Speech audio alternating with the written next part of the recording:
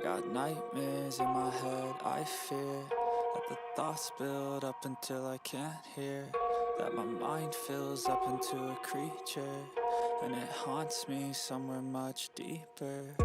Anxiety, filling up every space, no privacy. And silently, it could build and build until you finally see, whoa, it's taking over, damn no closure, moving closer. No exposure, I just wanna be a loner. Some can't stay sober, looking over all their shoulders, like moving boulders just to get out of the home. It sucks, I've had enough, I don't wanna feel the stuck under the rug, all my problems that I shove. I got nightmares in my head, I fear that the thoughts build up until I can't hear, that my mind fills up into a creature, and it haunts me somewhere much deeper. I got nightmares in my head, I fear that the thoughts build up until I can't hear, that my mind fills up into a creature, and it haunts me somewhere much deeper.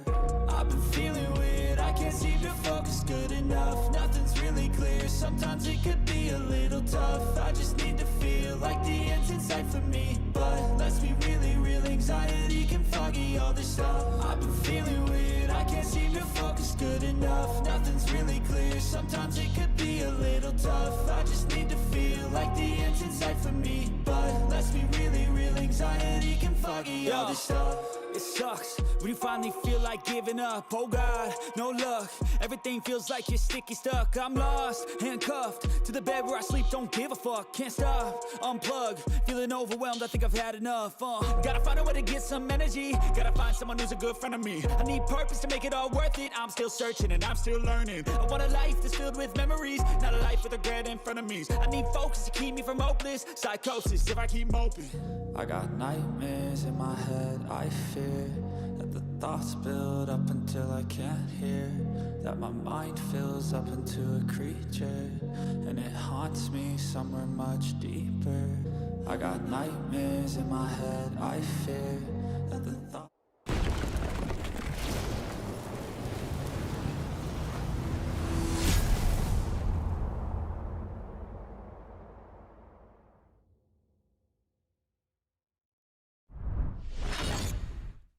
Tonight we had a good show for SmackDown. I thought there was more good than bad on the show tonight, but it peaked with the father and son angle, Rey Mysterio and Dominik Mysterio.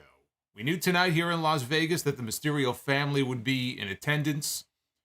We didn't know exactly what was going to go down, but it seemed pretty clear this was probably going to be the angle to set up the WrestleMania match between the two of them. And that's exactly what we got tonight. So think of all the months, all the many, many, many weeks that we have had this same angle where Dominik comes out, tries to get his father to hit him, strike me, put your hands on me, punch me. Rey says, no, I will not do that. I will not touch my son. I will not accept a challenge to a match at WrestleMania. I will never do that. And tonight, all it took was Dominik getting up in his mother's face and yelling in his mother's face to get Rey to change his mind. And when Rey Mysterio punched his son on this show, didn't quite match the pop that Sami and KO got for that first hug on SmackDown, but it came pretty damn close. It was great. It was a great payoff to an angle that has been really dragging out now for quite a long time. And the match now is official for WrestleMania. That really was the peak of the show. We also had Kevin Owens and Sami Zayn, who I just mentioned. Closing out the show tonight, we got some lighthearted moments between the two of them, with Kevin Owens giving Sami a brand new t-shirt, much the same way Roman Reigns gave Sami the honorary Uso shirt many months ago, and ending with the Usos ambushing the two of them and leaving them laying until KO came back into the ring with a chair to chase them off. How many times, I was thinking about this, how many times over the last several months have we seen these shows? And I'm not just talking about SmackDown, I'm talking about Raw as well. How many times have we seen Kevin Owens and or Sami Zayn, some combination of the two of them, closing out these television shows, right? Many times, more often than not, we see one or both of them involved in the final segment on these TV shows. And that's all you really need to say when you consider what should headline night one of WrestleMania this year. I know there's an argument to be made for the fact that Rhea Ripley won the Royal Rumble match this year, and therefore she should go to the main event at WrestleMania. But there are times where there is a certain match on the card that just feels like a bigger deal, and it feels like it's deserving of the main event spot. These two men have been in the feature program on this show now for months. Tag team titles are on the line. It feels like a big deal. The Usos are going to be champions something like 600 plus days come WrestleMania next weekend. Certainly they didn't do anything tonight involving Charlotte and Rhea to get me to feel any differently about this. If these four men are having their match on night one at WrestleMania, that is your main event. But that's the question. Is that match going to be taking place on night one of WrestleMania? And that I am not sure of. Bray Wyatt is somebody who has been missing from this television show now for a number of weeks. We have not seen Bray Wyatt. We have not heard from him. Bobby Lashley has been off the shows as well. And so I was not expecting a Bray Wyatt appearance tonight. I am not expecting a Bray Wyatt appearance at all until maybe WrestleMania. If he's ready to come back at that point, if he's all healed up from whatever illness has befallen him, perhaps he would show up as a surprise at WrestleMania. But there was no Bray Wyatt tonight. And so the question is, what is Bobby Lashley going to do at WrestleMania? Right? There's been a lot of rumors and speculation about Lashley and what they're going to have him doing. Well, tonight, near the end of the show, they were previewing SmackDown for next Friday. So I thought, well, we're coming up on WrestleMania Smackdown. They've done that over the last few years. They dub it WrestleMania Smackdown. Well, we got a graphic for the Andre the Giant Memorial Battle Royal. And in the graphic for the Andre Battle Royal, LA Knight was in the graphic. LA Knight, who beat Rey Mysterio tonight. But front and center, little tiny figure, front and center right in the graphic was Bobby Lashley. Bobby Lashley is going to be in the Andre the Giant Memorial Battle Royal on SmackDown next Friday night. The same Battle Royal that Flop Dollar is going to be in. As of this moment, that is the WrestleMania plan for Bobby Lashley. He will be sharing the ring with Flop Dollar, among many others, next week. Now, I personally believe that he will be on the WrestleMania card. Whatever he ends up doing, whether it's Bray or whether it's somebody else, I do still believe that Bobby Lashley will find his way onto the WrestleMania card. Just because he's in the Andre Battle Royal next Friday does not mean that he is not allowed. You got 2 nights of WrestleMania. I still expect him to pop up on one of those 2 nights. He has to. He has to. Because for him to be relegated to the Andre Battle Royal and not have any other plans for him on 2 nights of WrestleMania would be a disgrace. And it's a shame, too, because all of this because he was slotted in for a match that he never should have been a part of in the first place. Bobby Lashley against Bray Wyatt was a bad idea from day one. And because of this unfortunate situation with Bray, whatever it is that he's going through, and hopefully he'll be okay, we don't wish ill upon Bray Wyatt. But because of that situation, this man should not be screwed out of a spot at WrestleMania. So hopefully he will win the Andre Battle Royal. He will take his trophy and he will show up on night 1 or night 2 of WrestleMania to do whatever it is that he's going to do. Speaking of WrestleMania, we also learned some news about the card and part of the match order on the card this year. We learned that John Cena, who has main evented 5 WrestleManias in his career, will open the show. For only the 2nd time in his career, he will be opening night 1, WrestleMania Saturday, for the United States Championship against Austin Theory. The first time that John Cena ever opened a WrestleMania show was his very first WrestleMania. Back in 2004, it was at Madison Square Garden, WrestleMania 20 against The Big Show. Funny enough, for the United States Championship. And on that night in 2004, John Cena won the U.S. title. Will history repeat itself again almost 20 years later? we shall see. But John Cena is going to be opening the show that night. I guess, look, if you're not on last, it's better to be on first, right? Isn't that what they say? Isn't that what Brock Lesnar believes in? If you're not on last, then you're going on first. I hear that LA traffic is a nightmare, so I can't say that I blame John Cena for wanting to get out of there as quickly as possible. But I am the Solomonster, and this is your WWE Smackdown review here for Friday, March the 24th, 2023. Thank you for sharing part of your Friday night with me. Do hit that subscribe button if you have not already done so. Make sure that the notification bell is turned on so when I go live or there is new content posted to the channel, and there is new content every single week, multiple times a week uploaded to the channel, you will be alerted first. 500 likes is the goal tonight for Be the Booker. So if we can hit 500, we will book ourselves some matches. But that's going to be up to you guys, so get on that. Super chats are open. You'll see them popping up here on your screen. I said up, that's right. You'll see them popping up and away here on your screen. Hey, that's me. And we'll be reading through your super chats a little bit later on. And of course, as always, channel memberships. And there's the honorary Oos himself. Look how happy Sami is to be a part of the GWO. I say the Green World Order, and look at that big smile on his face. GWO. Look at how happy Sami Zayn is. Well, you will also be as happy as Sami was there in that GIF. If you become part of our GWO, of course, there is a brand new GWO t-shirt because you people asked for it.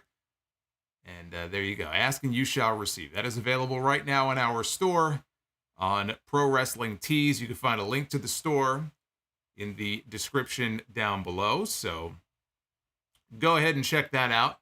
Let's get into the SmackDown show here for tonight. We are getting very, very close to WrestleMania. We're going to have a very busy weekend coming up next weekend. Not only a very busy weekend for the entire weekend next weekend.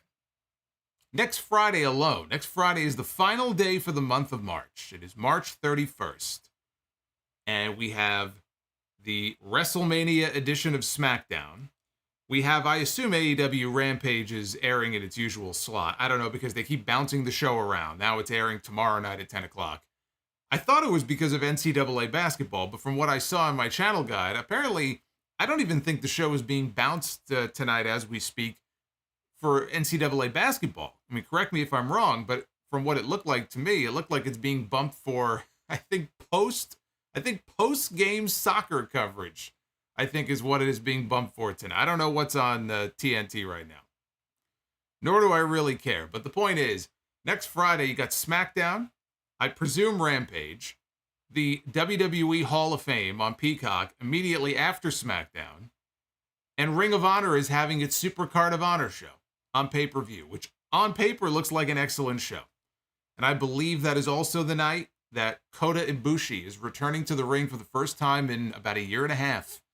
He's having his first match in a very long time against Joey Janela at the GCW Spring Break show. So there's a lot of things going on next Friday. But just for the little programming note, just so you guys are aware, the plan right now, as soon as SmackDown is over, is to be live right here on YouTube. So I will be live during the WWE Hall of Fame, because I am not waiting until after the WWE Hall of Fame. That ain't happening. So I will be right here on my usual slot here next Friday, just so you guys know. But SmackDown opened with the American Nightmare, Monday Night Raw's own, Cody Rhodes, down to the ring where Ludwig Kaiser and Giovanni Vinci were already waiting. It was Cody against Kaiser. Paul Heyman walked out on stage early in the match to observe. And then a little bit later on, Solo Sikoa walked out as well. And he and Heyman walked down to the ring to get a close-up view of Roman's WrestleMania opponent.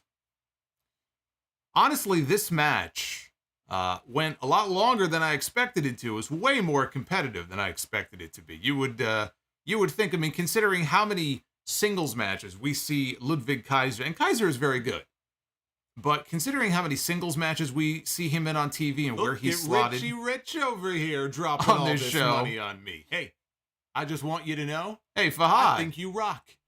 I don't mean The Rock, A-Rock, you rock. And I just wanted you to know that. Fahad is coming in with a $120 super chat here on a Friday night, blowing everybody away. Fahad coming in high. Fahad, thank you very much. We love you, brother. We've seen Fahad quite a bit lately, and I appreciate that very much. That is awesome. Thank you. And I'm going to be reading your message and everybody else's messages a little bit later on, so hang tight. But Fahad, thank you. So again, this was a longer match than I expected it to be, given who Cody was in the ring with, but no complaints. I thought it was actually a very good match, but I guess the match had to be longer to give them time to have Heyman stroll out, then wait a little bit, have Solo Sikoa come out, so it kind of made sense that this match would get some time. The story they told on commentary was that Cody was risking potential injury by having, he's accepting all challenges and going in there and having a match tonight a week away from the biggest match of his career. He's going to be wrestling Solo on Raw this Monday night as well. But that was the story that they told. Now, Cody set up for the Crossroads a few times. He was unable to get it the first one or two times that he tried it. Finally, though, he got the Cody Cutter and hit the Crossroads to pick up the win. After the match, Heyman and Solo got up on the apron. Paul Heyman had a microphone in his hand. And Heyman told Cody that Cody is owed an apology. And he's going to be the one to deliver that apology to him. He said she did a lousy job with that announcement. And Heyman was referring to Samantha Irvin, who never does an awful job. Samantha Irvin is great. I'm a big fan of her work. But he said that she did a terrible job with her announcement there of Cody winning the match. And Heyman decided to do his own announcement. And he referred to Cody as still the challenger to the undisputed WWE Universal Heavyweight Champion, Roman Reigns. And he said his name, Cody Rhodes. He said it with a lot of vigor.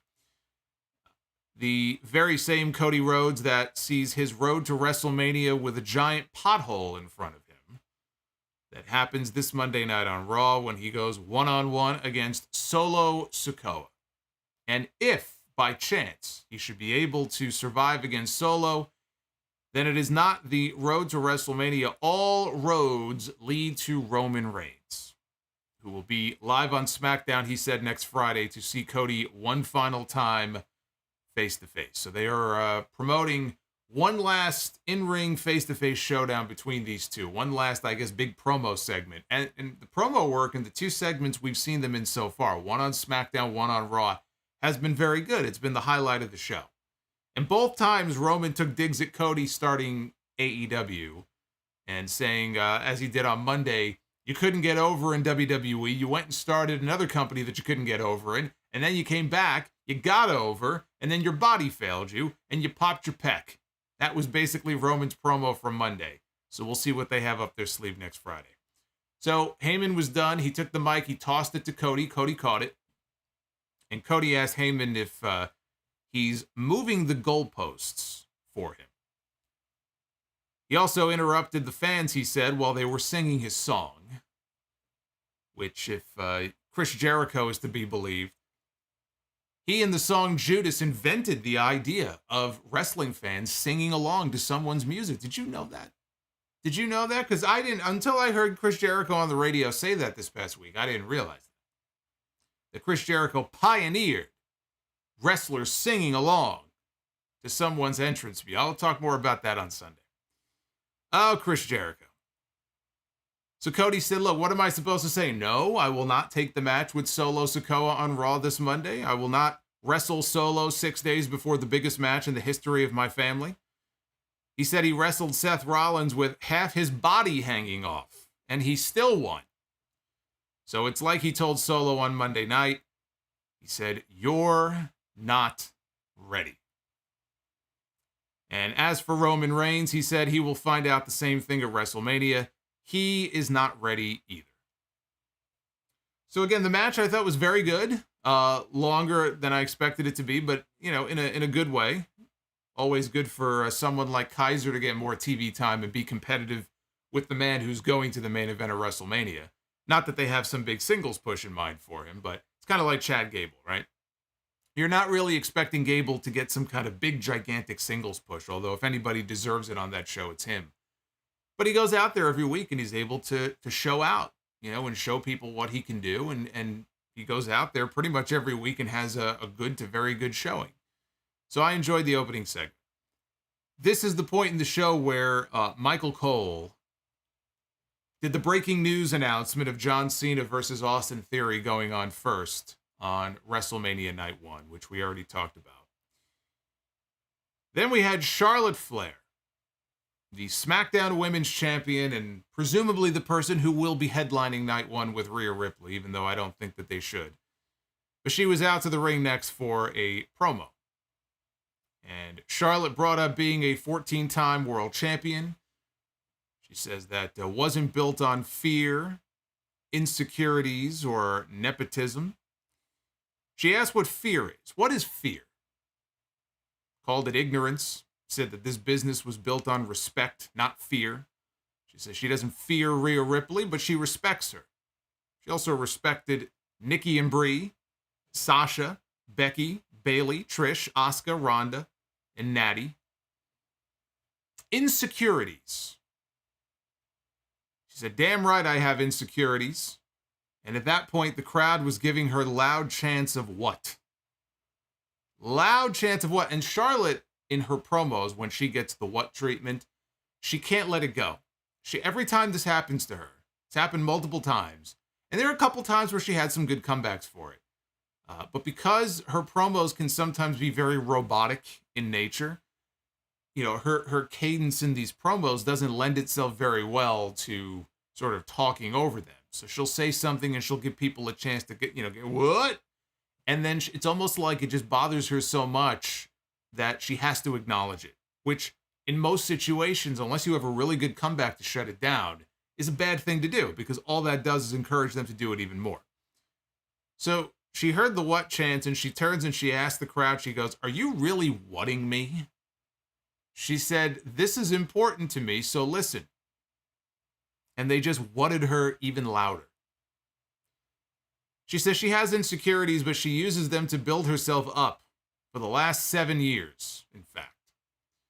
And she said, lastly, nepotism. And the crowd started to chant woo at her. She goes, that's right, Las Vegas. I love my dad, and I will never apologize for continuing the greatest legacy in sports entertainment. Whether you like it or not, you better learn to love it because diamonds are forever, and so is Charlotte Flair. So now she's just fully embracing, she already does the woo stuff. Now she's embracing her father's old catchphrase. I wouldn't be surprised if he was there at WrestleMania, escorted her out to the ring. I thought this was a very generic promo.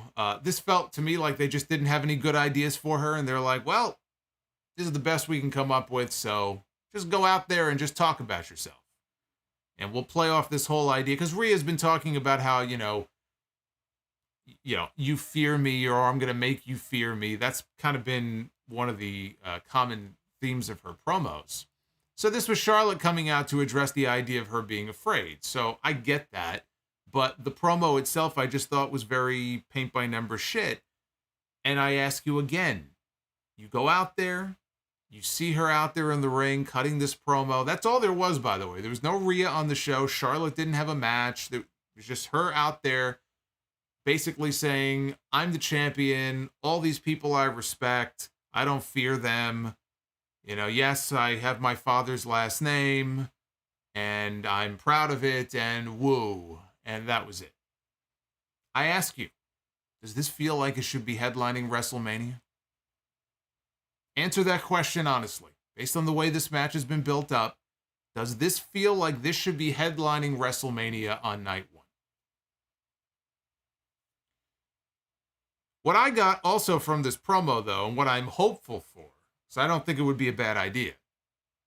It seemed to me, this is a very heelish promo, right? I mean, it's fine for her to go out there and be confident. I'm not saying that she shouldn't be able, or a woman shouldn't be able to go out there and be confident and automatically that makes her a villain. It's not what I'm saying. Charlotte has this thing, though. Charlotte in particular has this thing where when she's cutting a promo and she's out there, she is a heel. I don't care what they think she is or what she's slotted in as on the internal roster. She is a heel. This woman is born a heel. Looks like her father. Ric Flair has talked about every time he was a babyface, all he wanted to do was be a heel again, right? Some people are just born into that role. The way they carry themselves, the way they speak, and the fact that she, as she has pointed out recently, in every single WrestleMania match that she has ever been in, over 7 years, has either been defending a championship or challenging for one. In fact, her very first WrestleMania, she became a champion on the main roster for the first time. There's no reason for people to want to see Charlotte in a heroic light as if she's struggling for something, because she has never had to struggle on the main roster for anything. Never. She's never had to struggle for anything. People want to root for somebody if there's a goal in mind, right? That's why one of the reasons why people got behind Sami Zayn so much. And years ago, they got behind people like Kofi Kingston and Daniel Bryan, or they wanted to see Stone Cold go to WrestleMania and overcome Mr. McMahon and all the obstacles he threw in front of him to become the champion. There's some sort of goal in mind. And that's just not the case with her. So her bringing her back as a babyface, she was always going to get a positive reaction because she was gone for so long. But the idea that you would think this woman here is going to be a babyface from now on is ridiculous.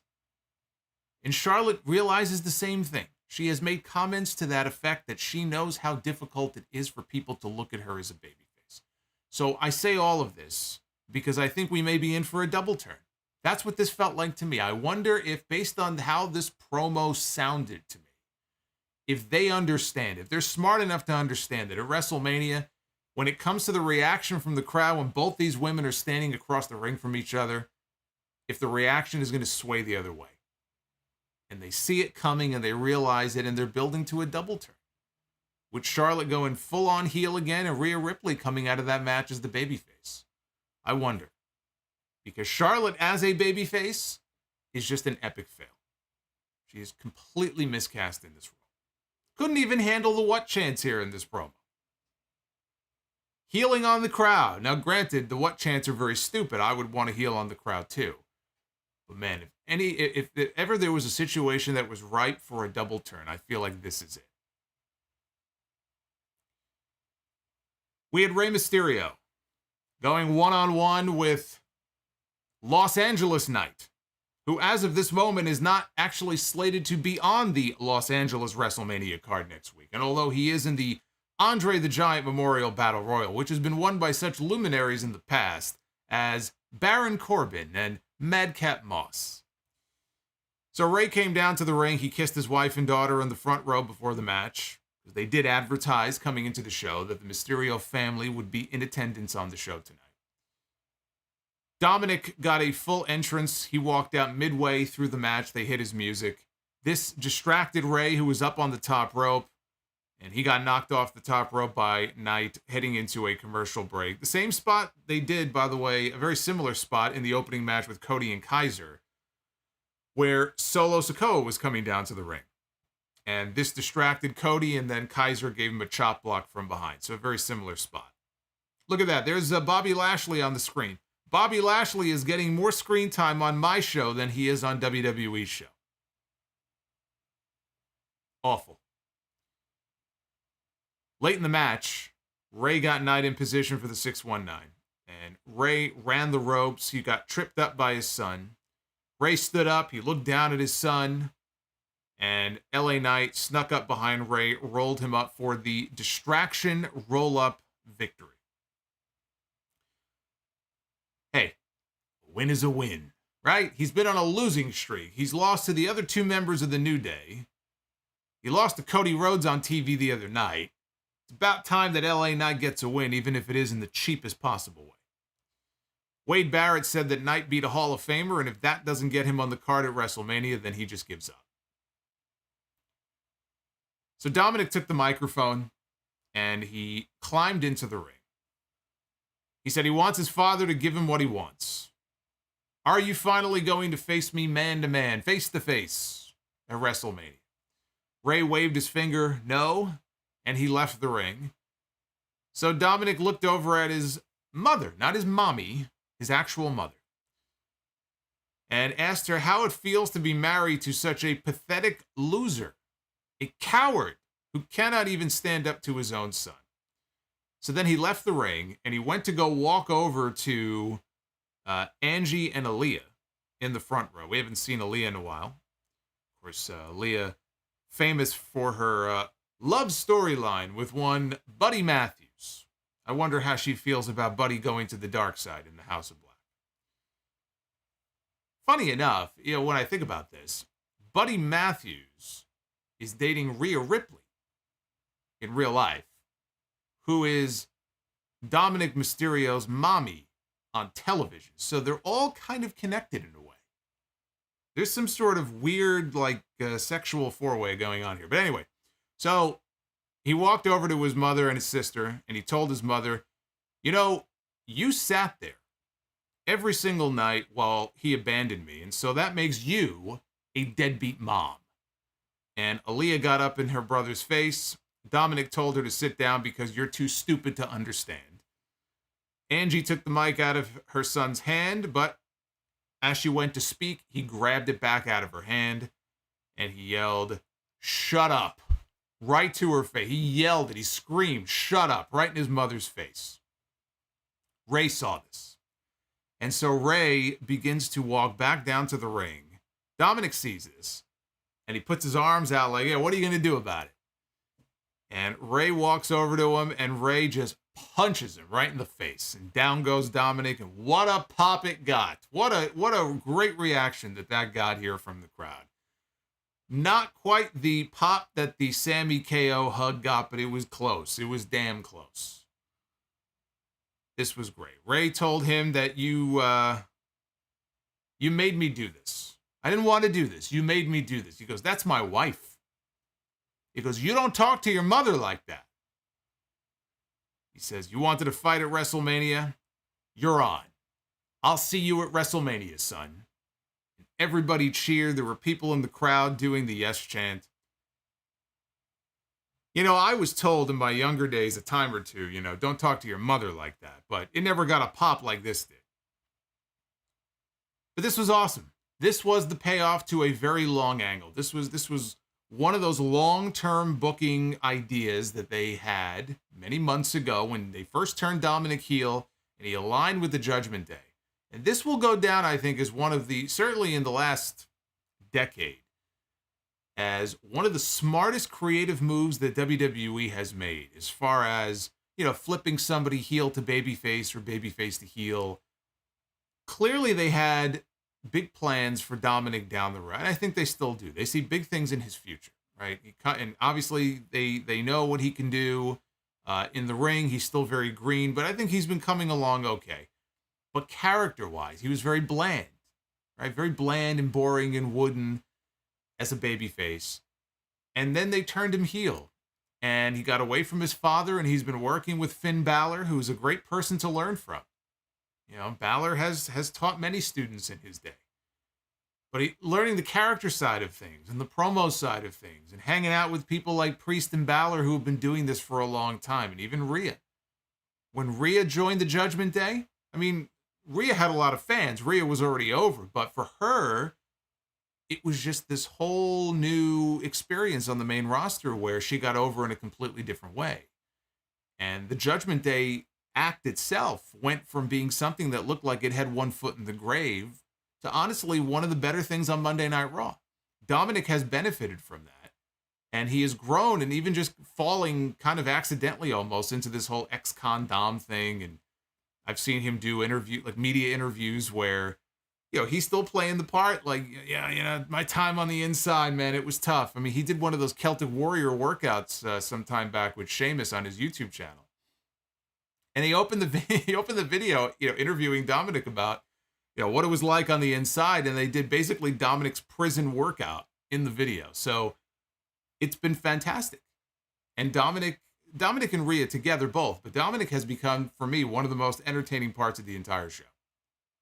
He still has a ways to go as far as putting together like a long match, but I think the progress he's made has been very noticeable.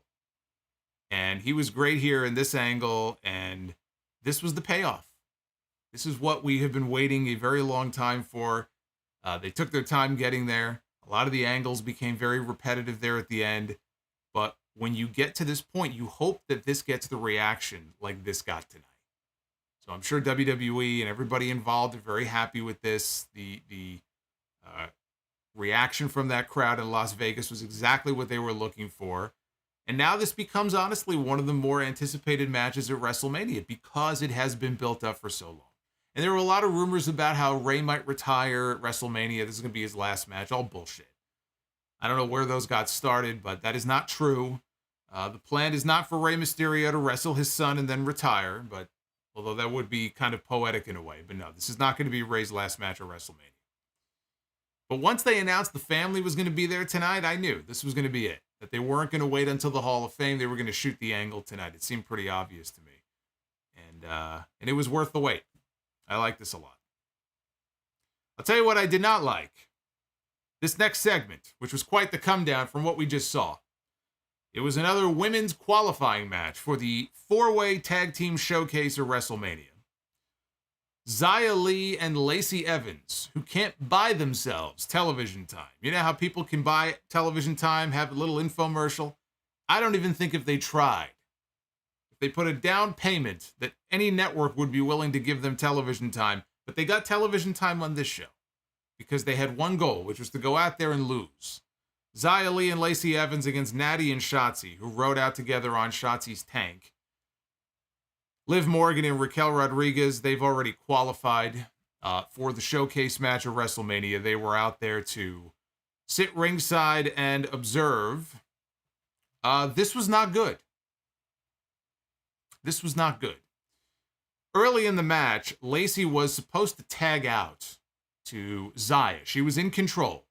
And she had, I want to say, Shotzi in the heel corner. She was so busy talking shit to the crowd that when Xia was reaching for the tag, Lacey just completely, I don't know, like tunnel vision. She didn't notice her partner. She didn't see that she was trying to reach for the tag. And Lacey just very calmly got out of the ring and stood on the apron and was still yelling at the crowd outside. The referee came over. He was whispering something to Lacey. Xia was still going for the tag, trying to tell her, you got to get back in the ring and tag me. And Lacey just waved her in and said, just get in the ring. And so Xia got in the ring, and the match went on from there. This woman does not even know how to make a proper tag. She's been out of the ring and off television for so long, she can't even tag. Lacey accidentally hit the woman's right on her own partner late in the match. Shotzi took out Lacey with a suicide dive. Natty and Shotzi then hit the old heart attack on Xia. And Natty locked the sharpshooter on Xia Li for the win. So Natty and Shotzi have qualified for the Women's Showcase match at WrestleMania. After the match, we heard Ronda Rousey's music. Ronda Rousey and Shayna Baszler, they walked out. Natty, Shotzi, Liv, Raquel, they were all pointing to the WrestleMania sign. There you go. Ronda asked Shayna, how many times have the two of us sold out this building here in Las Vegas? And Shayna started counting on her hand, counting up all the times. Shayna said, really, we just came out here to let you all know that we have been added to the Women's Showcase match at WrestleMania. And that was that. That was the end of that. Very anticlimactic. Ronda has a fractured radius. For those who don't know, she does have an injury. She has been working around it in training. I don't think she's been officially cleared yet. So she hasn't been able to wrestle. And that's why there was no way for them to get Ronda and Shayna in the ring for a match to get them to qualify. Although if they wanted to, I suppose, you could have actually had a match where Ronda just doesn't tag in. But that would be kind of weird. So that's why they did it this way, right? So I get it. They were in a tough spot here because Ronda can't wrestle. She's got the fracture. She's got the injury. It is still silly, though, just to add them without any explanation whatsoever. Just for them literally to come out and say, hey, just so you guys know, now that you've qualified in your match, we've been added to the Women's Showcase at WrestleMania. We'll see you there. Even sillier is the fact that we have a men's showcase 4-way at WrestleMania, where none of the male teams had to qualify. They just announced one week it's going to be the Street Profits, and it's going to be the Viking Raiders, and the Alpha Academy, and Braun Strowman and Ricochet, Brochet, or Rico Strowman, I don't know, whatever weird name they'll probably come up with for themselves. There were no qualifying matches for the men.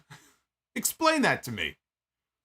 Like, I can understand at least why they did it this way, because Ronda's hurt, right? So they were between a rock and a hard place. But how come the women, evidently only some of them, have had to qualify for this, but the men, we didn't need any qualifying matches? Probably because we don't have very many men's teams, would be my guess. Whose fault is that? This whole thing is just very stupid.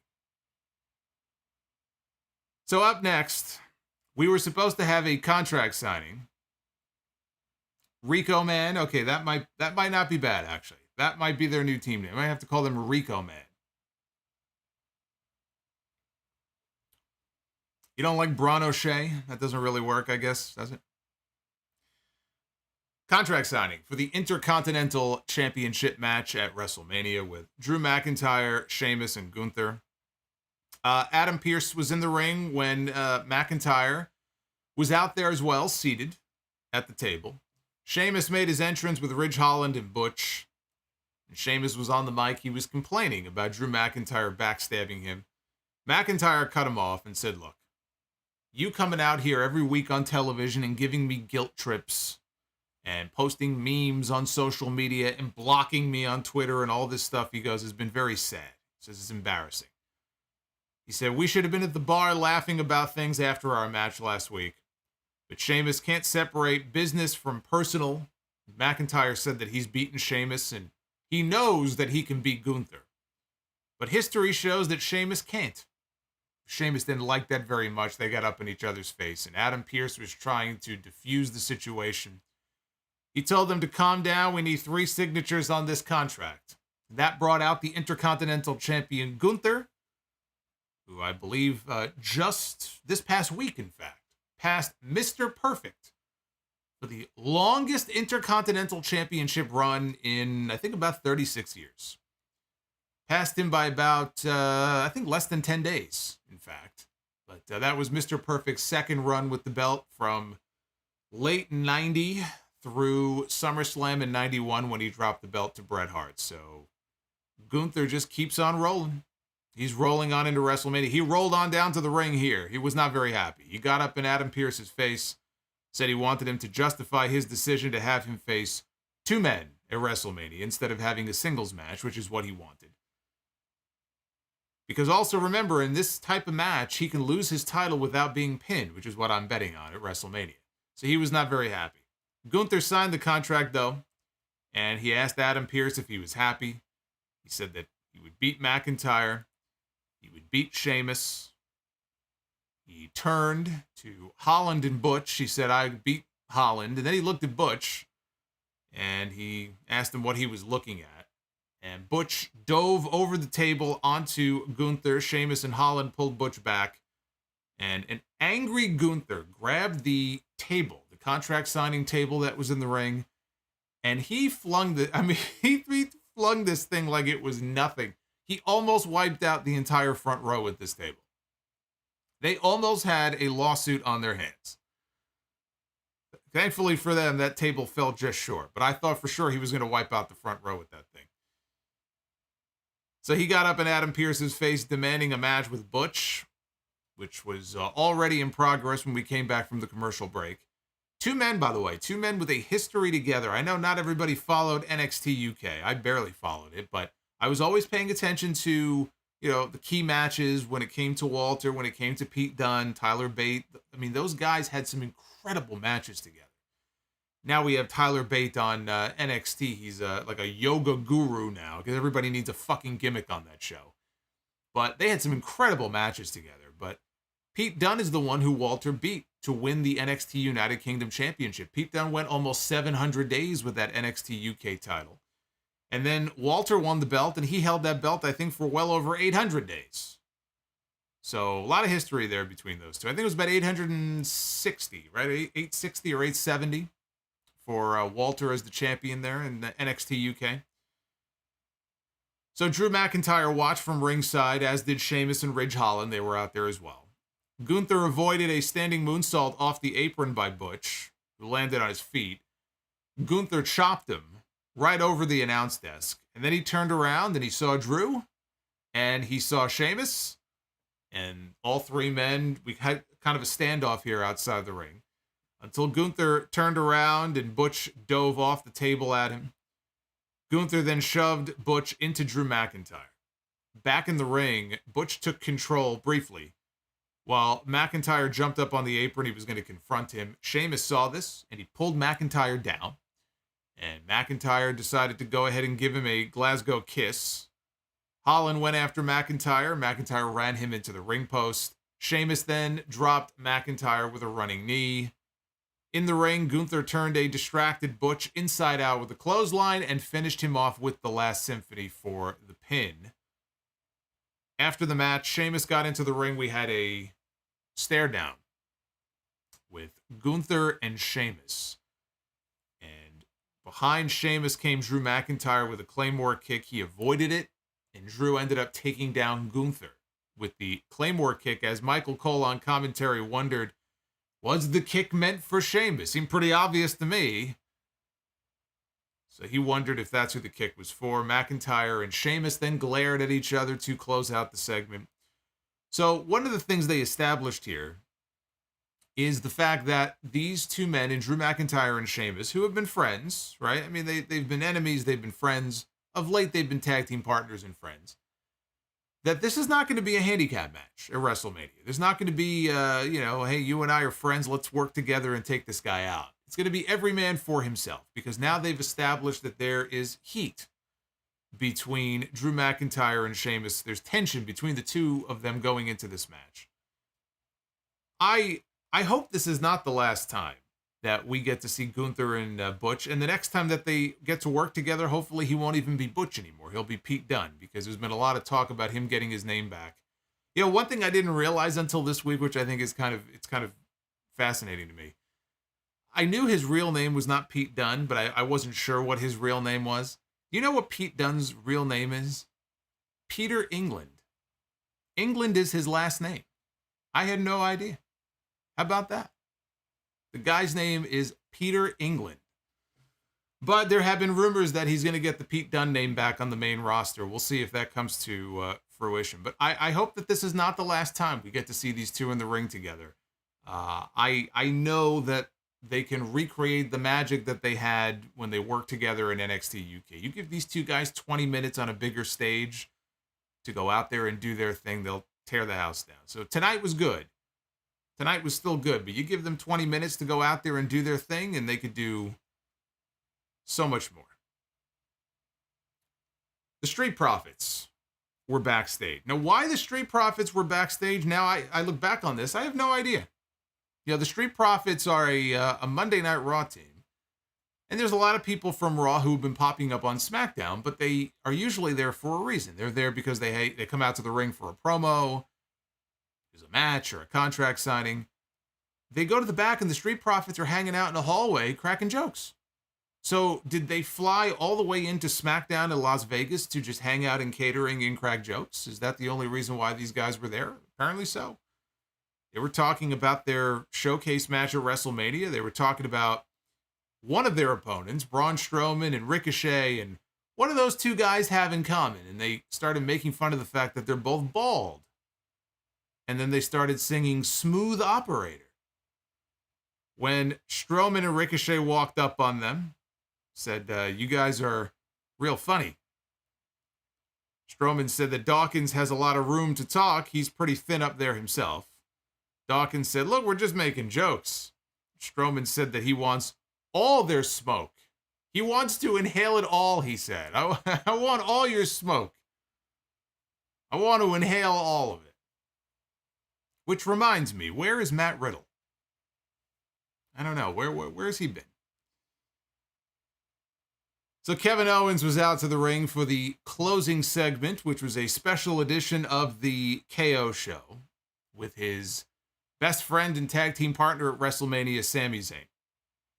Owens asked Zayn, did I do the introduction right? Was it okay? Did I do it the way you wanted me to? Sami said, I don't know what you're talking about. Owens claimed that Sami wanted his own entrance so he could get a separate pop.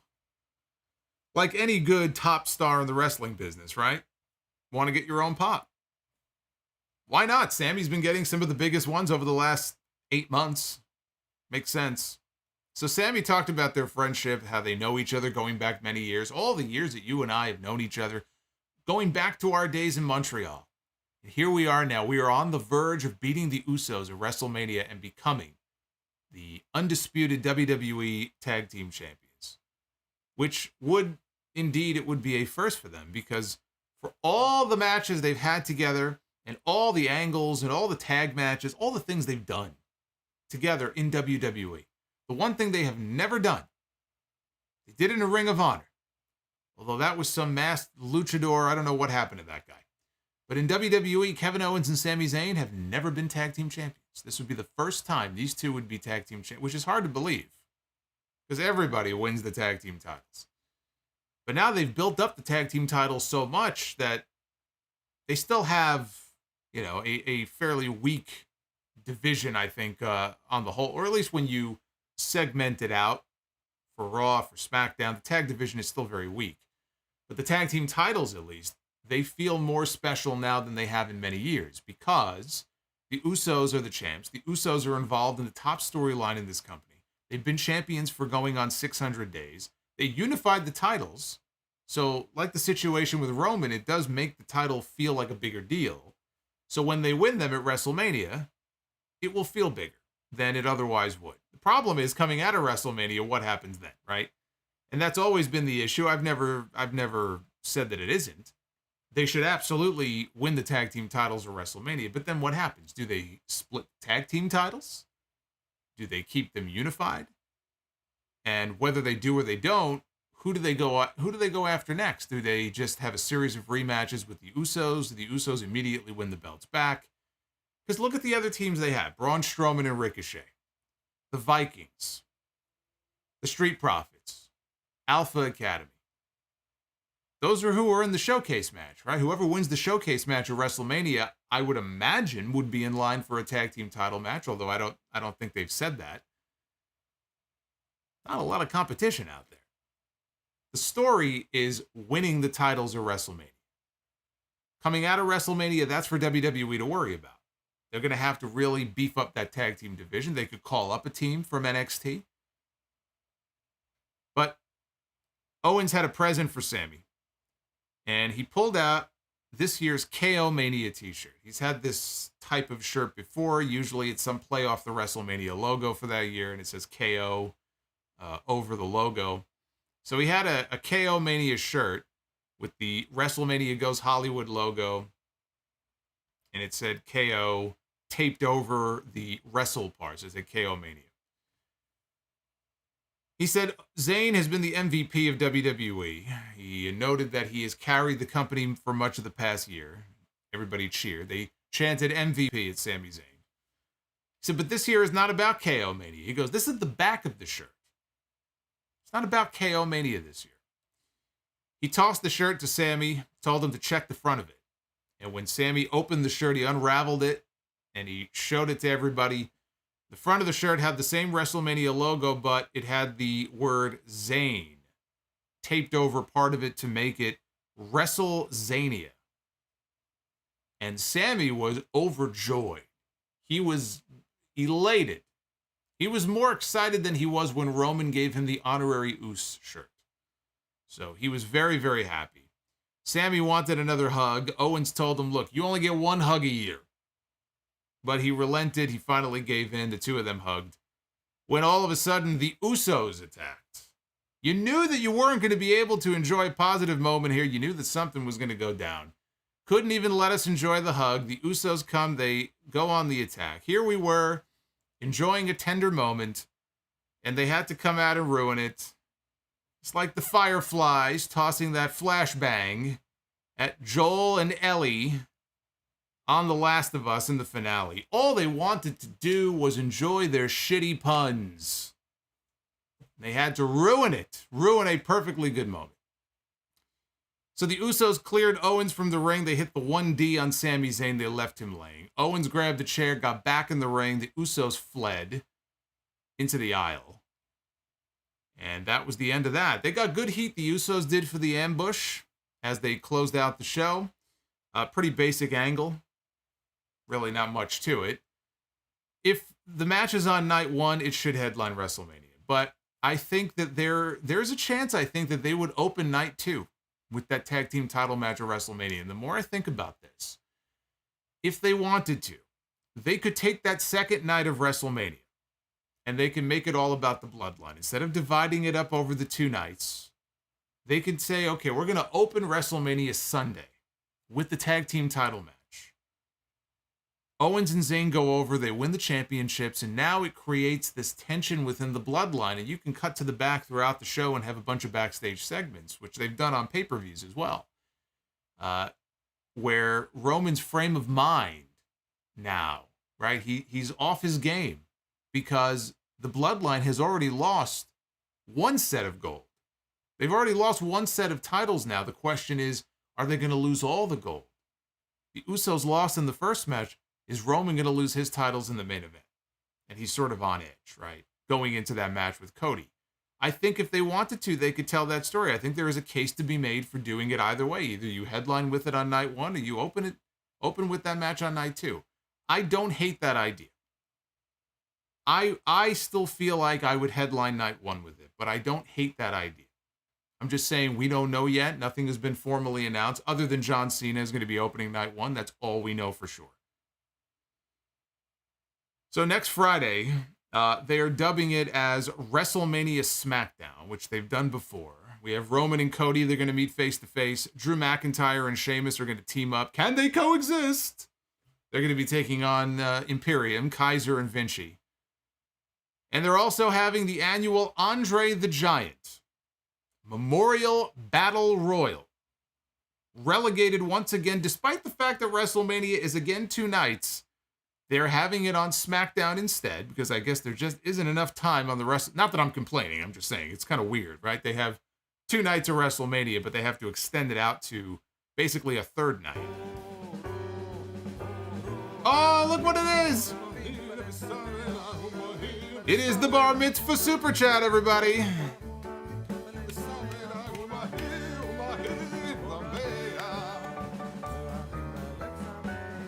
Having a party here on the street. Where Barry Horowitz at? Where is it? Brian with the $150 Solo Bar Mitzvah Super Chat. That is one of our new ones. In fact, I think you are the very first person to trigger that one.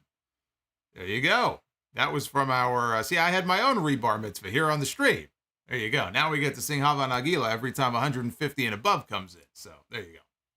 Doesn't happen very often, but when it does, you got to go all out. And you got to celebrate. Man. Thank you, Brian. Again, I'm going to be getting to all your super... That's right, everybody in the chat is dancing. I want everybody to dance whenever that super chat pops up on screen. We may be seeing more of that WrestleMania weekend. You better get ready. But this Andre Battle Royal here, in the graphic, we had LA Knight, who does not have a match at WrestleMania proper. So he's going to be in the Battle Royal next Friday, which is ridiculous, but whatever.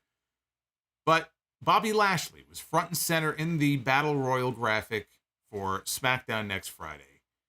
And all I can say is, again, they better have a better plan in mind for Bobby Lashley for night 1 or night 2 of WrestleMania. I don't care what happens in the Battle Royal. He should win the Battle Royal next week. Not that I would mind if LA Knight did. But realistically, it really should be Bobby who should be winning. And then he should get on the mic as soon as the Battle Royal is over and say, I'm going to be at WrestleMania. I'm going to show up. I'm going to have my trophy with me. And I want somebody to come down to the ring and fight me because I didn't come to Los Angeles to not be on the card at WrestleMania. So I don't care who it is. I don't care if it's Bray Wyatt. I don't care if it's Uncle Howdy. I don't care if it's Uncle Harper. I don't care who it is. I'm going to be at WrestleMania. Somebody better show up and accept my challenge.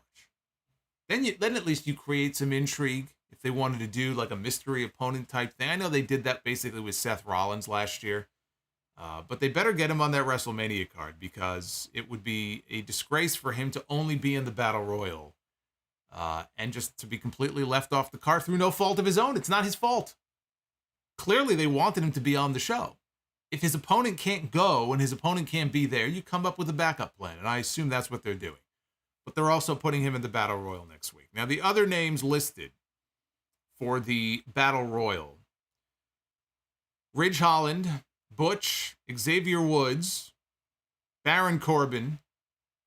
Actually, you know what I just thought? There's been rumors of Big E making an appearance, not wrestling, but making an appearance on the show. I wonder if he made some sort of appearance here, if Woods was in the final 2 in the Battle Royal. Maybe it comes down to Woods and LA Knight. Big E makes an appearance, some sort of distraction. I could see Xavier Woods getting the win in this Battle Royal. I wouldn't count him out. Baron Corbin, I would count him out. Baron Corbin, Karrion Kross. Here's another one. I gotta talk about this. Karrion Kross, and it was Mike Johnson actually on PW Insider many months ago, who said the internal WWE Smackdown roster had Karrion Kross, and probably still does have Karrion Kross listed internally as the number 2 heel on SmackDown, behind only Roman Reigns. And I said then, what a fucking joke, right? You could call him what, you can give him any number you want to. He ain't number 2. I'm not even sure he's number 3 or 4, okay? The idea now that he can't even get on the WrestleMania card and he is relegated to the Andre Battle Royal, but they still see him as the number 2 heel on SmackDown, is laughable. And for him, it's sad. You know, it's sad that he came back and look where he is. You know, he's pretty much back in the same spot that he was in before. He's still better off because he's got Scarlett with him. He's not wearing the fucking S&M mask with a fucking ball gag. So he's in a better spot in that respect, but it ain't that much better.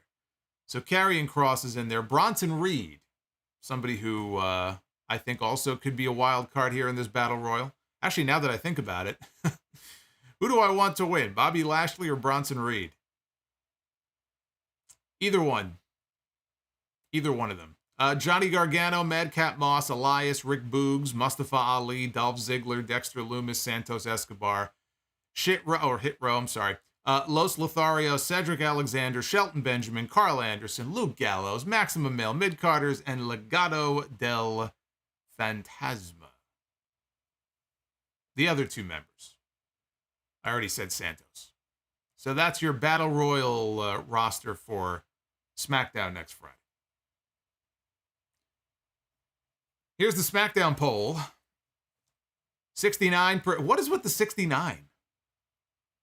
You guys gave me a 69 in the poll on, I think it was Wednesday, for Dynamite, that we had a 69. Here we have a 69 again for SmackDown. 21.5% thumbs in the middle, and 9% thumbs down, which sounds about right. It was more good than bad, I thought, on this show. It was not a great episode. It peaked with the Rey and Dominik stuff. I thought that was great. But on the whole, I thought it was a good show tonight.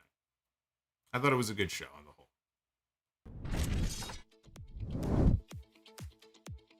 So let's get to your Super Chats.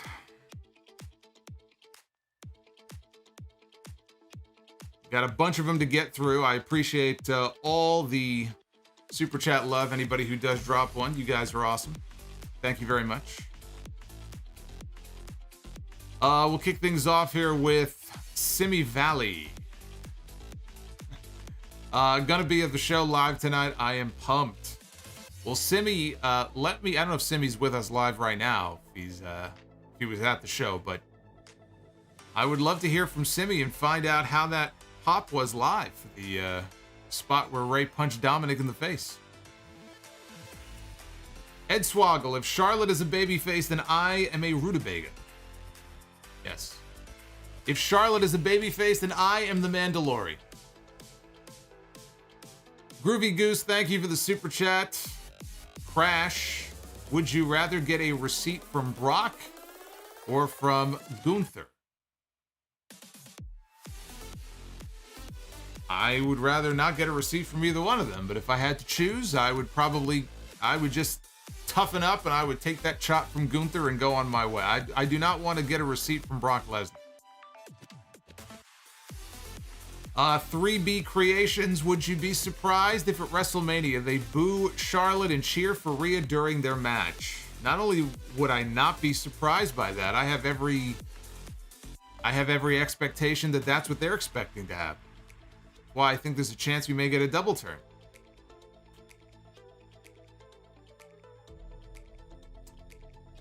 We have got the Mount Vernon Kid. $5 super chat. Hey, Solo, congrats on 800 episodes. Real milestone, brother. Thank you. Also, today is my 41st birthday. I feel good and blessed. Keep up the good work, GWO, for life. That's right. Well, happy birthday to the Mount Vernon Kid, Christopher Bennett, turning 41 years old today. Everybody should feel good when they hit 41. I hear that 41 is the new 31, right? That's what I keep telling myself. I'll be there in a few months. He also continues here. Dominik telling his mama to shut up. Big mistake. If I ever told my mother to shut up, my pops would have beaten my ass. This came off legit. What say you? Well, that was the point. You want to make it as realistic as possible. Everybody can relate to that. You don't mouth off to your mother without there being consequences. I had some soap in the mouth many times. It did not taste good, I will tell you that. A bar of soap in your mouth does not taste very good. But looking back, I deserved it. I was a bit of a jerk. I learned from it. Jamie Dorsch with the $5 super chat. Saw an Ultimate Warrior entrance on YouTube where he ran over somebody at ringside sprinting around the ring. Which event is this from? I can tell you exactly what that's from. That is from Madison Square Garden. I want to say in 1990.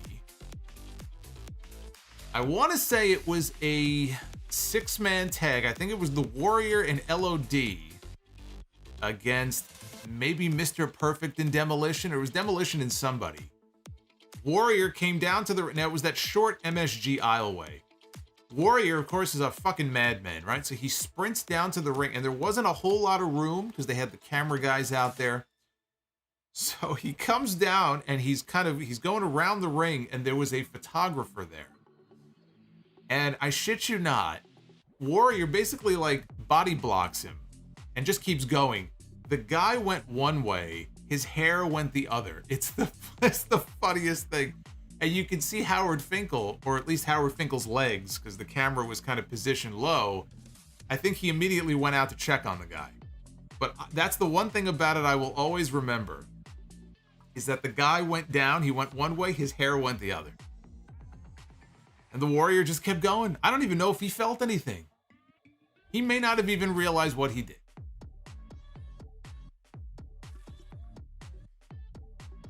Boots with the $5 super chat. It may be the booze talking, but when Dominik's music hit, Rey had that hijo de tu chingada madre look in his eyes. Well, whatever that is, I agree. Whatever that means. GCC 305.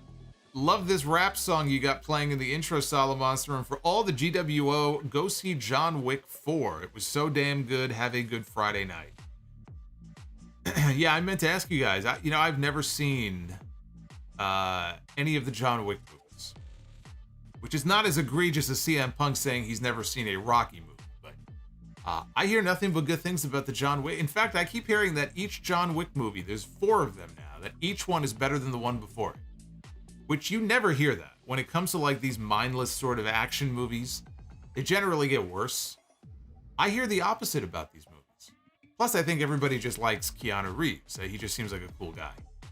But should I jump into the John Wick series?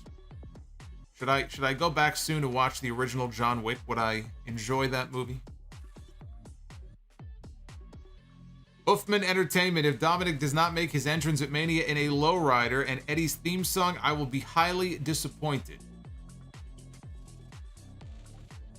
Aussie of Steel, I cried a beautiful tear when Rey decked Dominik. Rob G, got my wife used to hearing you all week long. That's right. That's right. What can I say? What can I say? It's the smooth, dulcet sounds of my voice, I guess. I don't know. I have no idea why she would watch me every week, but I'm glad she does. I'm going to give her a shout out. Tell her I appreciate that very much. Justin Hesse. Thank you, by the way. I know there were a bunch of people who dropped channel memberships earlier, and I don't have them all listed in front of me, but I thank you for that. But I just saw Justin Hesse just dropped 10 channel memberships. Like Santa in his sleigh going overhead, dropping gifts from his sack down on all the little kids. Justin Hesse, ho, ho, ho. Thank you for the 10 channel memberships. Welcome to the GWO. Rodimus Prime with the $10 super chat. I was at my local Walmart yesterday and I noticed they sell Magic Spoon. I bought a box, I tried it, and I liked it, so I gotta say thank you. Well, you're very welcome. I hope you enjoy it. Then we have our boy Fahad. Fahad with that $120 super chat. Hi Solo, assuming he is losing the Intercontinental title at WrestleMania, where do you see Gunther going after? Personally, I would love if he would be the first to challenge Cody for the belts. I don't like that idea, and I'll tell you why. If he's the first, then he's not going to win. I think that you should save him. You do not make him the first challenger coming out of WrestleMania. I would take my time with it. I would have him win King of the Ring at the end of May. By the time you get to SummerSlam at Ford Field, he could be challenging Cody or whoever the champion is for those titles. I would hold off on that until SummerSlam.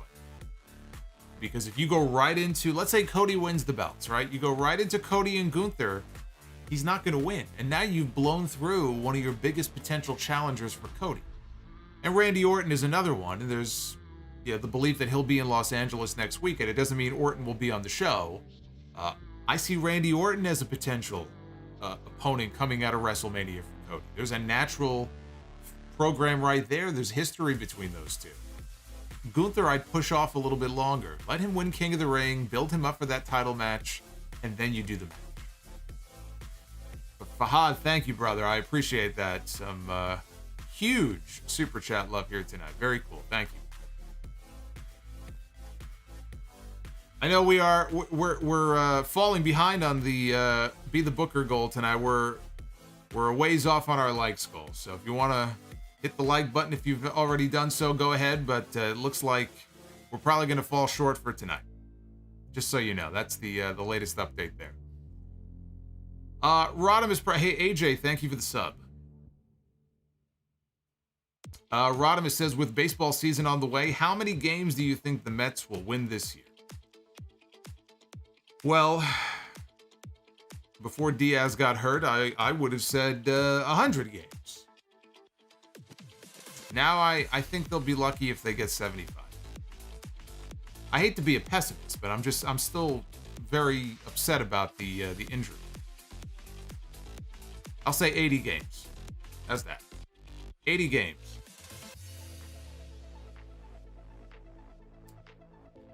Simi Valley, show was great live. Oh, there's Simi. Show was great live. Cody and LA Knight are over as hell. Rey and Dominik's segment was great. Yeah, I've been noticing LA Knight, when he makes his entrance and he comes out, even though he's a heel, he's getting reactions. So hopefully the right people are listening. He's getting over. Keep it going. Keep giving him television time. Donovan D. Donovan Dijak? Buy or sell. A great storyline, but the wrestling payoff match is average at best, or an average storyline, but an amazing wrestling match payoff. I would take the average storyline with the amazing match payoff, because at the end of the day, it is about what happens in the ring. It isn't always the most important thing, which I know sounds counterintuitive. How come the wrestling is not the most important thing? Sometimes it's not. The story is also very important. I feel like if you've built up something with a great story over a period of months, and then you get the payoff and it sucks, it's almost like it's all for nothing. I would rather have another story with, it's kind of average, but then you get the match and it blows you away. So I would go for the latter instead of the former. Because I just think, no matter how great the storyline is, man, if you build this thing up and you finally get to the payoff and it sucks, it just sort of ruins the entire thing. It's like, well, what did we spend all this time building up this story for? Kind of a waste. You want to deliver the best possible payoff that you can. Winter's Paw, Natty Always, getting the WrestleMania bag. She is truly the boat. Gotta get Natty on that WrestleMania show. Lost the Sauce Boss with the $4.99. PSA, for those planning on playing the Myrai story mode, turn off blood. You and your opponents will bleed more than Jon Moxley in a death match. Well, I probably will keep it on, but it's funny you mentioned that. I am about to begin my Rai's journey in 2K23, probably early next week. And once I do, I'll try to get a couple of Sound Off Gamers recorded. So keep an eye out for that next week. First episode of Sound Off Gamer 2K23 should be hitting. And wait until you see Solomonster. Holy shit. Holy shit. This poor guy can't catch a break. You'll see. You'll see. Bobby's World 2110. I'd love to see Rhea in the main event of night 1, but this program is not doing it at all. Slim Yoshi with the $10 super chat. Since WrestleMania is next week, what are the top 4 matches that you are looking forward to the most? For me, it is Cody and Roman, Drew, Sheamus, and Gunther, Sami and KO and the Usos, and Seth and Logan. Well, Cody and Roman is one for sure. The Intercontinental Triple Threat is another. I think that has the potential to steal the show on both nights, quite frankly. Tag team title match. So I would agree with your first 3, and I think Seth and Logan is going to be an excellent match. But I might go Rey and Dominik though. Just the way the story's been built up, and Rey is going to want to go out there and I mean, it's his son, right? So he's going to want to put on the fucking best possible match that he can. And Dominik has been a heat magnet, so they'll be telling a story during that match as well. I might go with Rey and Dom. I think I might go with Rey and Dom as my 4th choice. I'm sure I'm forgetting some matches though. I'm trying to think, what am I forgetting? Cena in Theory, I wouldn't, yeah. God,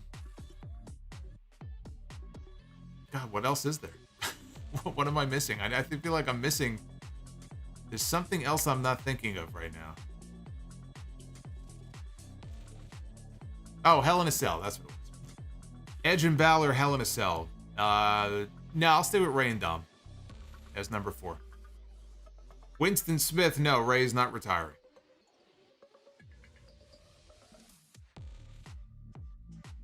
King Bling Blah, predict the WrestleMania set. Big screen or a unique set? They're gonna have both. I mean, it's gonna be a unique set that has a big screen. Is it gonna be just a big screen? No. For WrestleMania, they usually, not always, but they usually try to make it unique. So I think they'll go unique this year.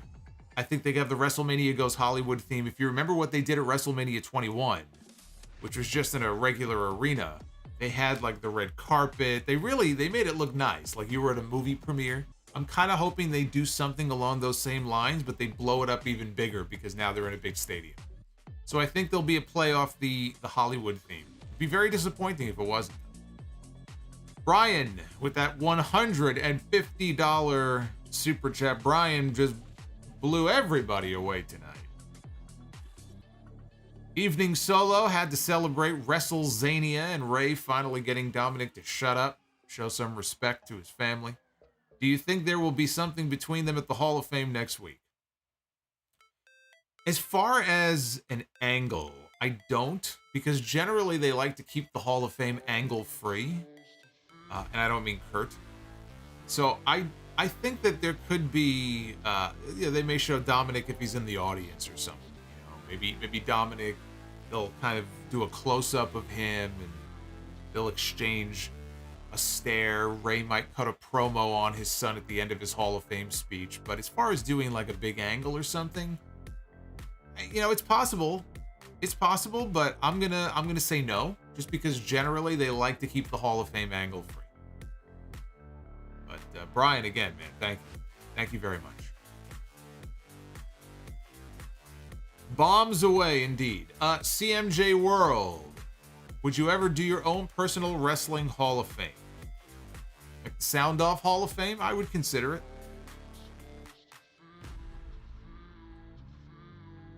Down goes Disco. Down goes Disco. CMJ, how about a 6 to 8 match Be the Booker for WrestleMania? That is not going to happen. That is not going to happen. Do you realize how late that stream is probably going to go? I am not committing to an 8-match Be the Booker. That is not going to happen. King Bling Blah, WrestleMania, Lashley against Jay White, Reed, Riddle, Ciampa. None of the above. Armchair Critic, based on Brett's scale rate Daniel Bryan and Triple H. On Brett's scale? Oh, I think Daniel Bryan would get a 9 out of 10. I think Triple H would get a 4 out of 10. CMJ, how about adding belts to Be the Booker? No belts, but we do have stipulation Be the Booker that we bust out every now and then. Juan Ocampo, that Dominik segment just needed the what? That Dominik segment just needed the chancala. Don't know what that is. Dan Richards, regarding the Warrior Award, is this the only award named after a person that was never worthy of winning the award? No acronyms this week. I think it may be. Actually, they haven't made any announcement as far as the Warrior Award this week. Frankie Bertrand, thank you for the sub. As King Kong Jericho there beats his chest. Welcome to the channel.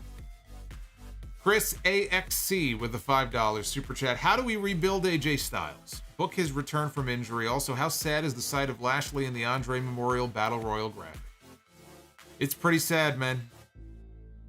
It's pretty sad, but I'm guessing they have more planned for him at WrestleMania than just that. How do you rebuild AJ Styles? Physically, it's tough to rebuild AJ Styles because now he's 45, right? 45, 46.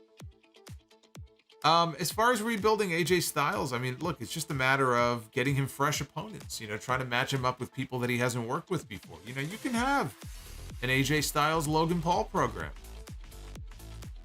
You could do AJ Styles. You could have done AJ Styles and Roman Reigns at some point during this stretch that Roman has been on. I think that you could build up something with AJ and Cody.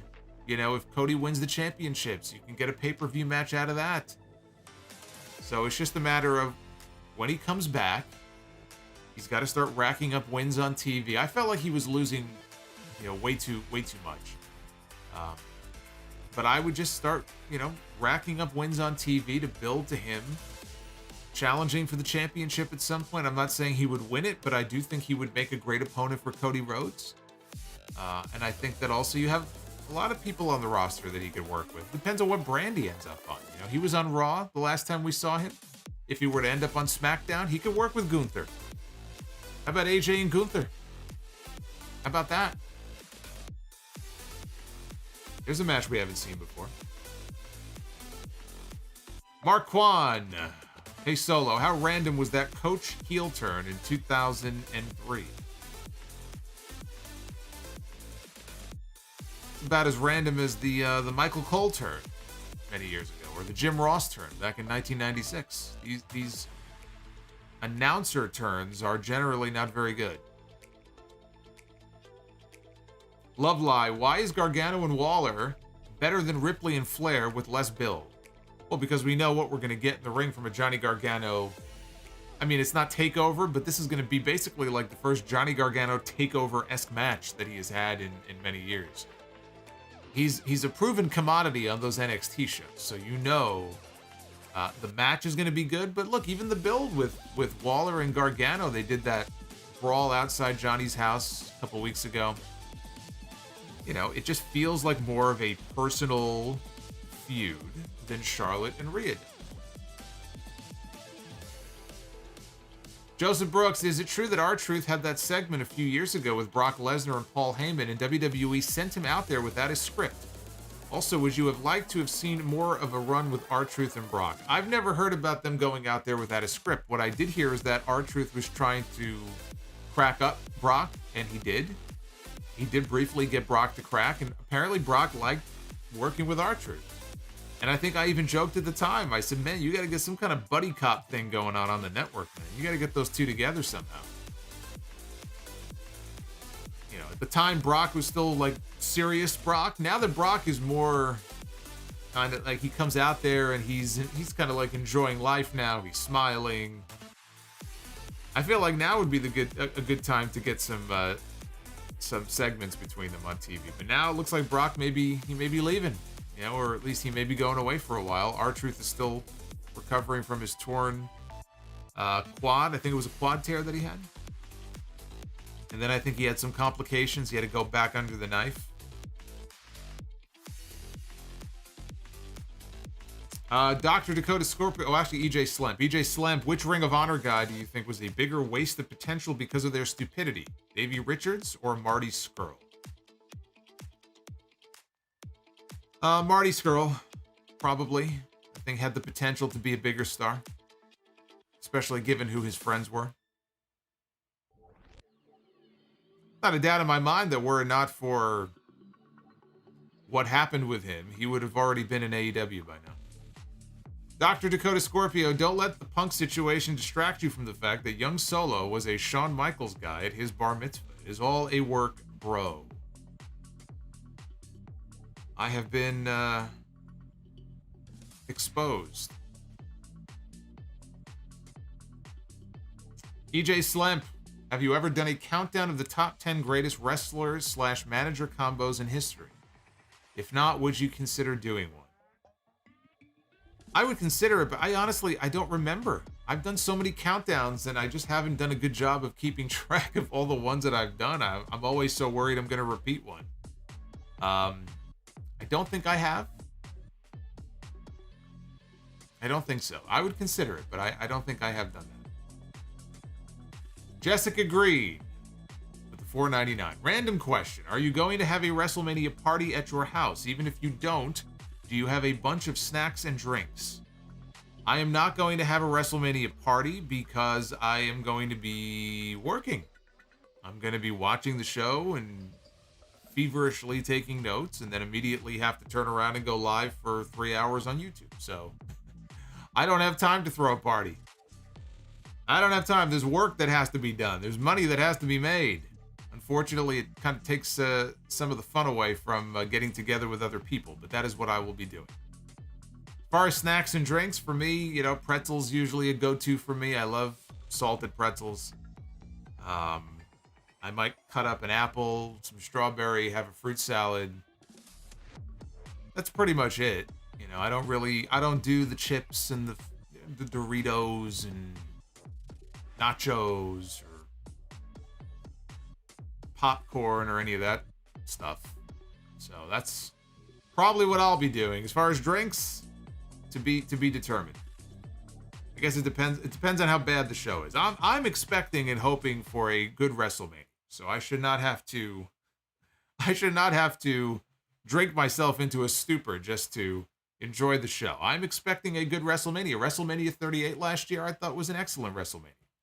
I'm hoping they can continue that trend this year.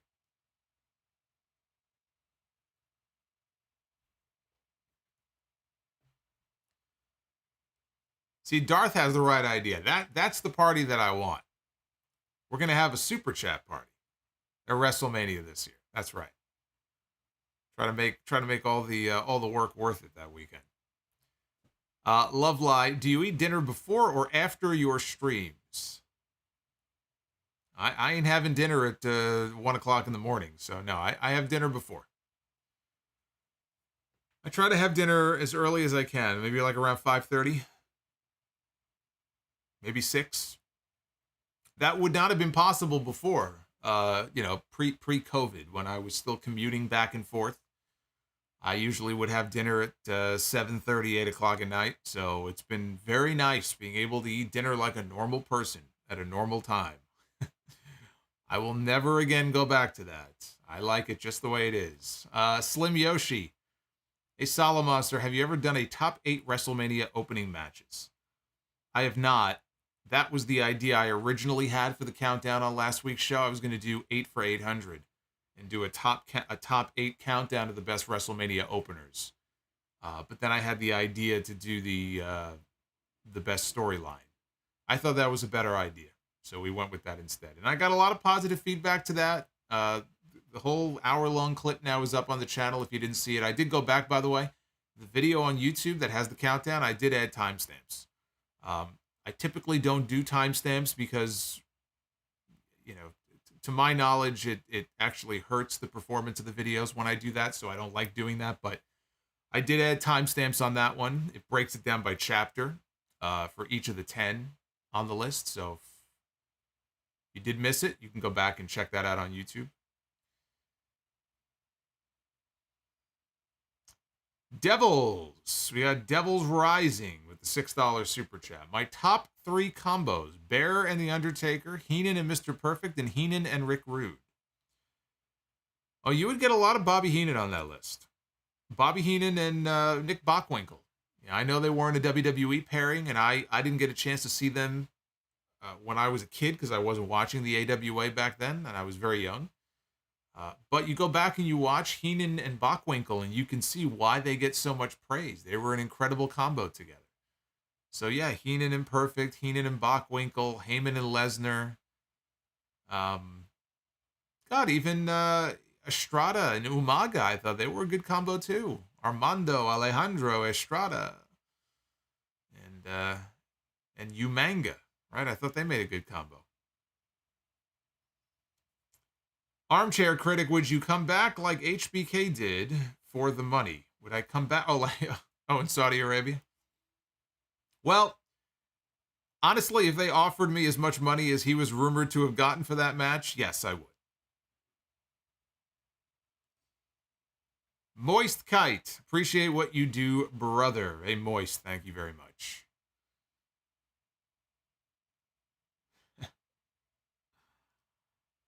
Oh, my goodness. Thank you, brother. Harley Race and Vader. Thank you, EJ. Yes, of course. How can I forget Harley Race and Vader?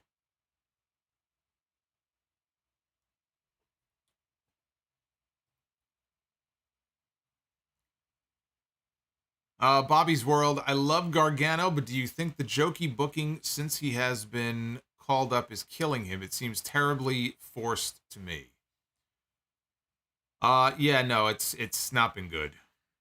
And again, I think they're just stalling until Tommaso Ciampa can come back. I think, Ciampa's injury really threw a monkey wrench in their plans. I think that they would have put the two of them back together. And once he went down, they didn't really have a solid plan for Gargano, which is why he's wrestling at Stand and Deliver next weekend instead of at WrestleMania. Hey, Let Go, thank you for the super chat. What are my thoughts on those guys? I don't really have any thoughts. Can't say that I have any thoughts on those guys. Heyman and Brock, yes, I did mention Heyman and Brock. Elizabeth and Savage, I mean, that goes without saying, of course. Hey, Thunder Force has been a channel member for 19 months. Wants to know buy, sell, and rent on WrestleManias 10, 20, and 30. It's a race, at the top, it's honestly a race between 10 and 30. 20 would be at the bottom for me. Was not a fan of 20 the way that I was a fan of the other ones. I'm kind of partial because I was at 30 and I had a fucking blast at that. That whole weekend I had a blast. I just love New Orleans. I go 30 and then 10 and then 20. That's what I would do. 30, 10, and 20.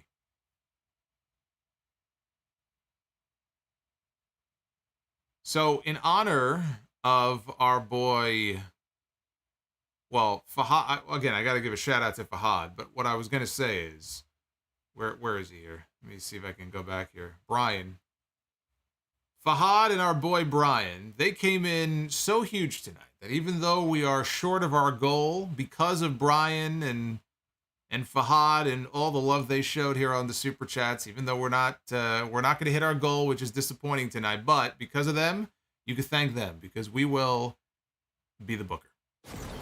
Ladies and gentlemen, it is now time to be the booker. Least I can do is give you guys some be the booker because you came in big time on the Super Chats tonight. I can't leave you guys hanging. So it is time here to be the booker here on this SmackDown stream. We've done pretty good this week. I always want to end the week on a positive note, though. So let's see if we can make the magic happen here. Be the booker. You don't thank me, thank Brian. Thank Brian Musha. With that bomb he dropped on us earlier. We begin with Hunter Hearst Helmsley, the Greenwich Blue Blood. I wonder whatever happened to this guy. Look at this guy. Look how skinny this guy is. He's got to put some muscle mass on. What's wrong with this guy? This guy will never draw a dime. Hunter Hearst Helmsley, one-on-one with Broken Matt Hardy.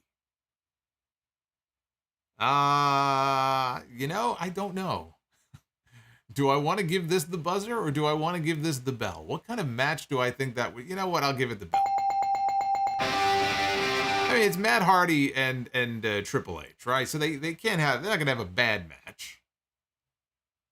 And actually, in those respective gimmicks, it could be entertaining. I could see a young Hunter Hearst Helmsley being repulsed and appalled by Broken Matt. Or Broken Matt perhaps thinking that he has transported himself back into the 1800s, the way that Triple H used to dress up. Yeah, I'm feeling generous. I gave them the bell. Could have gone either way, though. Solomonster is feeling very generous tonight.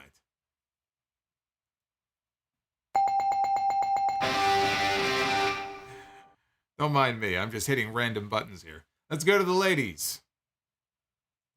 Begin with Nikki Cross. I believe, didn't we land on Nikki Cross the other night? I believe we did. I think it was Rhea Ripley against Nikki Cross on the stream the other night. So Nikki Cross back with us again.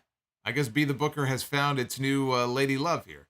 Nikki Cross going to go one-on-one with Athena. Reigning Ring of Honor Women's Champion, defending her title next Friday against Yuka Sakazaki at the Super Card of Honor show. 2 for 2. This is already, it's going to be a winner of a night. We're already going at least 2 for 3. On the tag team side, we got the former WWE Tag Team Champions, Billy and Chuck, with Rico Constantino. Look at those sideburns. What are those, mutton chops? Is that what they're called? We got Billy. We got Huck, according to his bandana. This looks like Huck. Billy and Huck. Going to be taking on the Butcher and the Blade.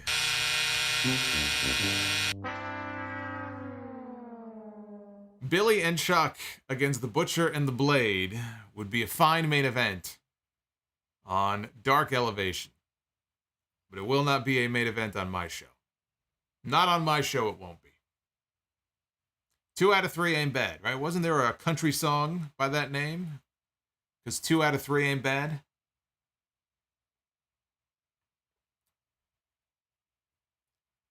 think of Billy and Chuck, and I think everybody thinks of the same angle from SmackDown back in 03 with Eric Bischoff. Huck Hogan, he's been called worse. He's been called worse. I remember when Sergeant Slaughter used to call all the little pukesters out there. Puke Hogan, he would call him. Little did we know how true Sergeant Slaughter was. Call him Puke Hogan. He would call the Warrior. What do you call the Warrior? Like the Ultimate Slime. No, he called him the Ultimate Puke. Sergeant Slaughter had some weird, bizarre obsession with puke.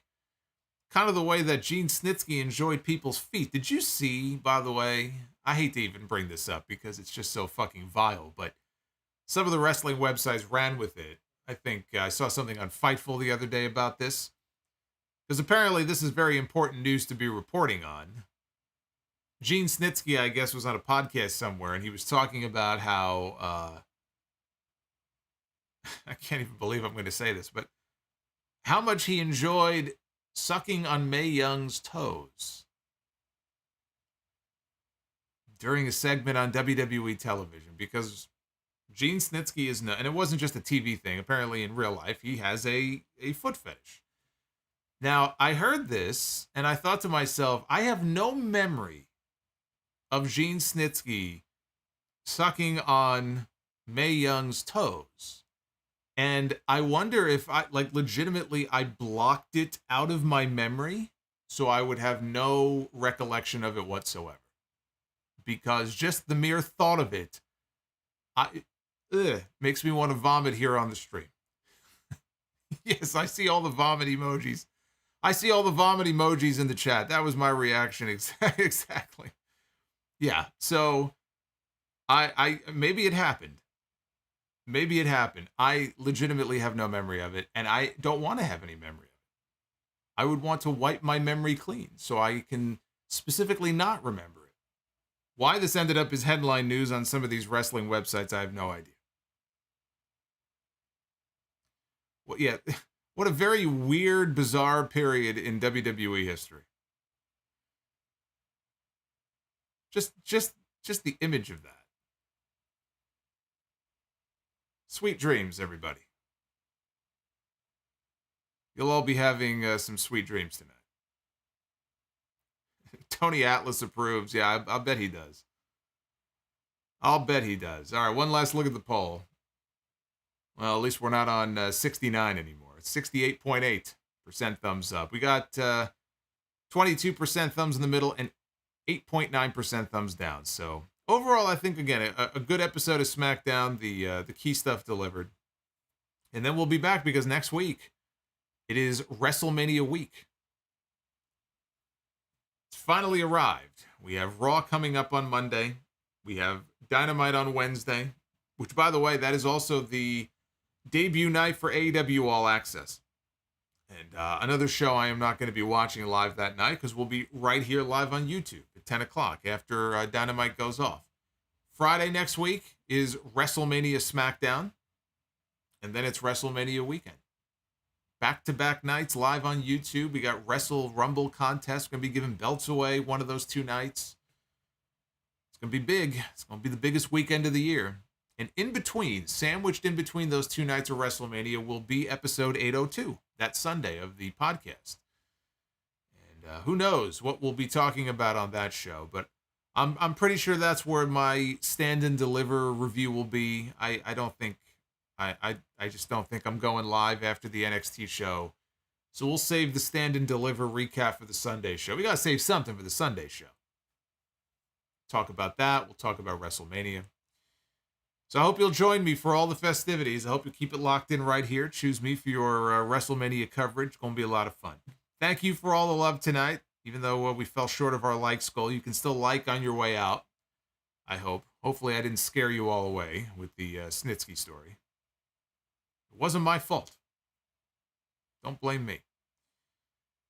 I will see you back here on Monday Night Live for the Raw stream. And, of course, this Sunday we have episode 801 of the Solomonster Sounds Off, where we are going to have an awful lot to discuss.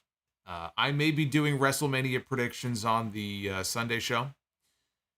I am going to talk about the CM Punk AEW situation. I got a lot to say about the CM Punk and AEW situation, and a lot of news on that situation as well, including some interesting news that dropped today on Fightful Select about that whole situation.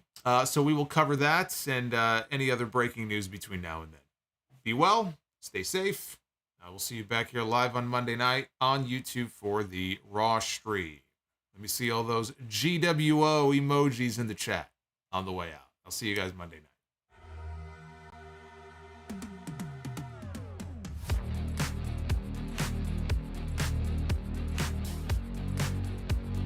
AD Thronic 78 just caught his $2 super chat. I almost missed it.